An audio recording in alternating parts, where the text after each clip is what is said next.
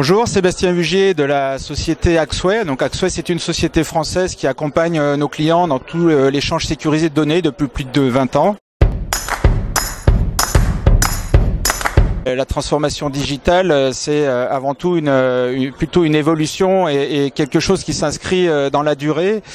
C'est comment amener les entreprises à pouvoir s'ouvrir vers l'extérieur, parce que la transformation digitale, c'est de repousser les frontières de l'entreprise et avoir une frontière d'entreprise qui finalement se présente plus comme un système d'engagement vis-à-vis de l'entreprise et de son écosystème. Deux éléments fondamentaux dans la transformation digitale, c'est tout d'abord une fondation digitale qui repose sur les assets d'entreprise. Ces assets doivent être ouverts pour permettre l'utilisation de nouveaux services. On va souvent parler de plateformes qui vont regrouper des gestions d'API, où l'API est perçue comme une clé de voûte de cette transformation numérique.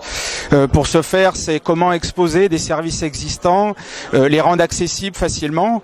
Et puis dans une deuxième partie, c'est tout ce qui va être lié à l'aspect d'engagement en tant que tel, comment l'entreprise va finalement pouvoir explorer des nouveaux modèles, donc dans des notions exploratoires, ouvrir des services pour des communautés qui n'avaient pas l'habitude d'adresser, que ce soit des communautés de développeurs qui vont finalement contribuer à la création de valeur de l'entreprise au travers d'API pour créer des applications mobiles. C'est également, puisqu'on parle de transformation digitale, de pouvoir plus rapidement aussi s'ouvrir vers l'extérieur et profiter de ces courants économiques.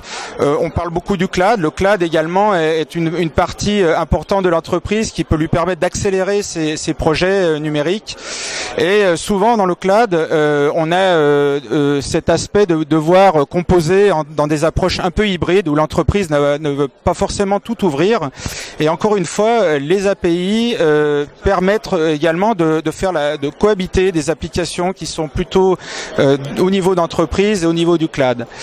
Le cloud, c'est aussi une façon, quand on voit hybride, toutes des nouvelles façons de concevoir les applications, de concevoir en fait dans des logiques beaucoup plus agiles, avec des principes aussi de rapidité de mise en marché, qu'on va parler beaucoup de DevOps, donc comment organiser les entreprises au travers de ces nouvelles façons de concevoir les applications.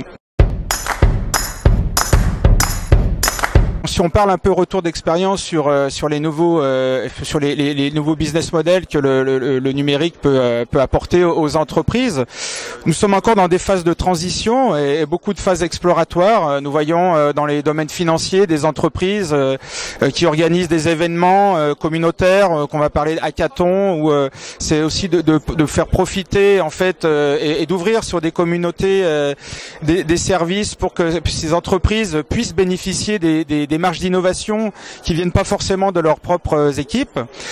Nous voyons déjà des réalités sur le fait de entre guillemets, Gilles Babinet parlait tout à l'heure dans son exposé de servicification.